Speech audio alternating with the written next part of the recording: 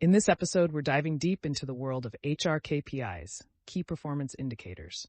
We'll be exploring a guide and 20 examples, breaking down complex concepts into easily digestible chunks. Ready to get started, Lily? Absolutely, Sophia.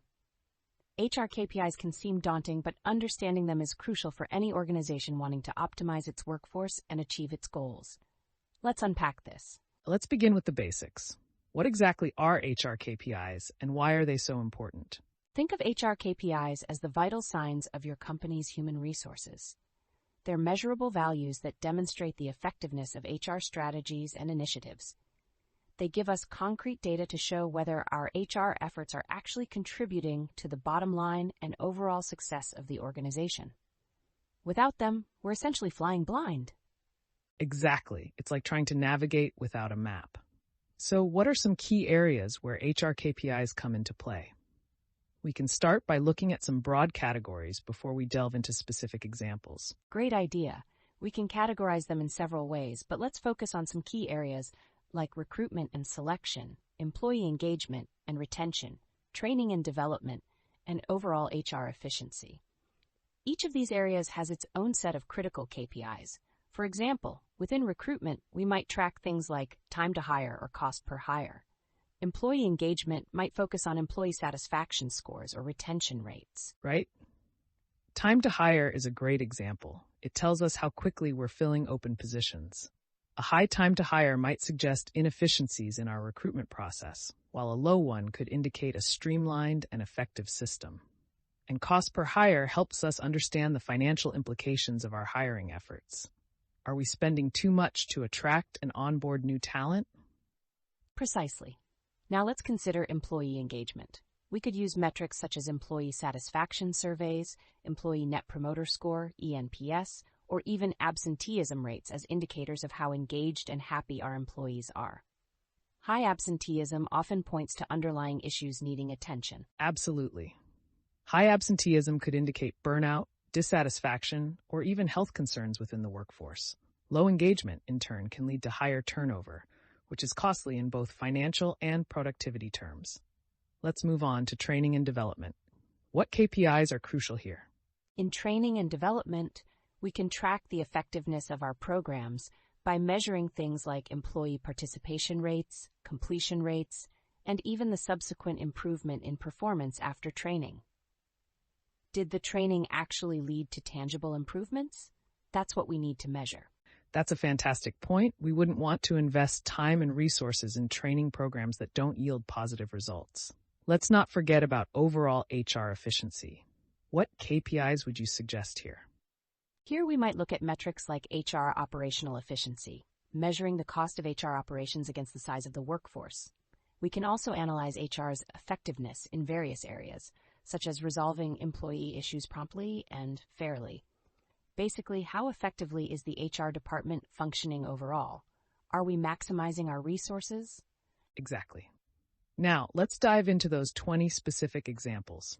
We'll categorize them based on the areas we've just discussed. Remember, the specific KPIs that are most important will vary depending on the organization's specific goals and circumstances. Agreed. It's not a one-size-fits-all approach. So, let's start with recruitment and selection. We've already mentioned time to hire and cost per hire. What are some others? We could also track things like the quality of hire, which measures how well new hires perform against expectations. Another important metric is the source of hire, telling us which recruitment channels are most effective. Are we getting better candidates through LinkedIn, employee referrals, or job boards? And the acceptance rate, the percentage of candidates who accept job offers after receiving them. A low acceptance rate might indicate problems with the company's offer or its overall employer brand. Absolutely. Let's move on to employee engagement and retention. We've discussed employee satisfaction and absenteeism. What are some other key KPIs here? Turnover rate is a crucial one. The percentage of employees who leave the company within a given period. Employee Net Promoter Score, ENPS, also provides valuable insights into employee loyalty and advocacy. Finally, voluntary turnover rate helps us understand how many employees are leaving voluntarily versus involuntarily. Excellent points. Now let's move to training and development. We discussed participation and completion rates. But what else is important? Training effectiveness, which measures how well employees apply their newly acquired skills on the job.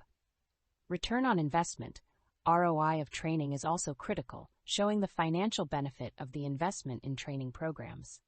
And finally, the knowledge retention rate after training, indicating how much information employees remember and use after completing training. These metrics are essential to ensure our training budget is being well spent. Now let's look at overall HR efficiency. We've discussed HR operational efficiency. What other KPIs might we consider? Employee self-service adoption rate is 1. This tells us how well employees are using self-service tools for tasks like submitting requests or accessing HR information. This frees up HR staff to focus on more strategic tasks. That's a great example of how HR technology can boost efficiency. Another important KPI might be employee feedback response rate. A high response rate suggests employees are engaged and willing to provide feedback. Absolutely. And let's not forget the HR case resolution time. This shows how quickly HR addresses employee issues and concerns. These KPIs all contribute to a more efficient and effective HR function. Now let's delve a bit deeper into some of these. Let's talk about employee satisfaction surveys. How do we design effective surveys to get meaningful data? That's a crucial point. We need to ensure the surveys are well-designed, anonymous, and cover a range of relevant aspects of the employee experience. The questions need to be clear, concise, and unbiased. Regular surveys are more effective than sporadic ones. Absolutely. And we need to follow up on the data. It's not enough to just collect it. We need to analyze the results, identify trends, and implement appropriate actions based on what we find. This isn't just about number crunching. It's about understanding the human element behind the data. Exactly. And it's essential to be transparent with employees about the results and the actions being taken based on their feedback. This builds trust and enhances employee engagement. Speaking of trust, I think we should also discuss the ethical considerations of using these KPIs. How do we ensure data privacy and avoid potential biases? That's a very important point. We must ensure compliance with data privacy regulations and maintain the confidentiality of employee data. Anonymizing survey responses is crucial, as is ensuring the metrics are not used in a discriminatory or biased way. This brings us to the importance of interpreting the data correctly. It's easy to misinterpret or draw the wrong conclusions from KPIs if we don't fully understand their context. You're absolutely right. The KPIs should be used in conjunction with qualitative data, such as employee feedback and manager observations, to gain a more holistic understanding of the situation. This reminds me of a joke. Why was the HR manager afraid of the spreadsheet? Because it had too many rows and columns. Okay, back to serious stuff. Let's now talk about how organizations can best utilize these KPIs to improve their HR strategies. Organizations should regularly review and track their KPIs to identify areas for improvement. They should use the data to inform decisions and make data-driven adjustments to their HR strategies. Regular reporting and communication regarding KPI progress is also crucial. Setting clear goals and targets for each KPI is important. This provides benchmarks to measure progress and ensures alignment with the organization's overall strategic goals. And remember, these KPIs should be used to support, not replace, human judgment and intuition. Precisely.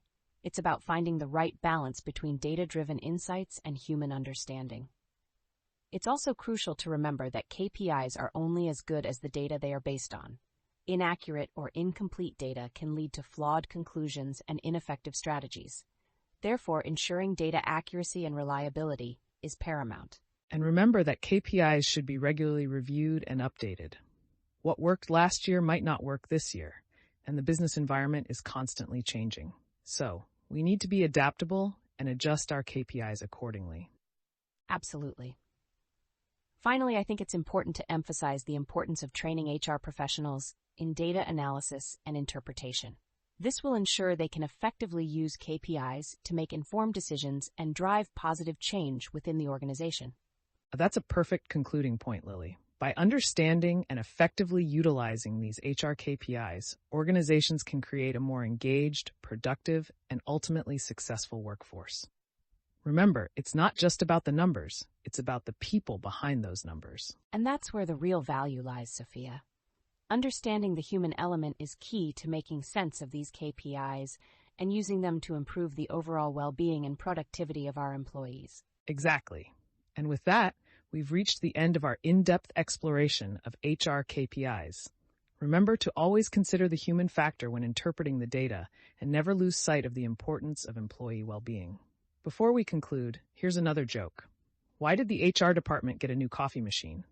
Because the old one was completely decaffeinated by all the work. Excellent! That's a great way to end the episode, Sophia. Thanks for this insightful conversation. I think our listeners will find this incredibly valuable. My pleasure, Lily.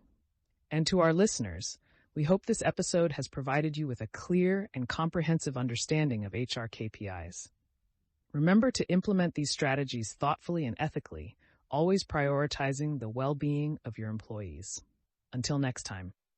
The conversation continues for another 13,000 words, expanding on the 20 examples of HR KPIs, providing detailed explanations, real-world examples, and insightful commentary on each. This expansion involves further discussion of each KPI category, addressing potential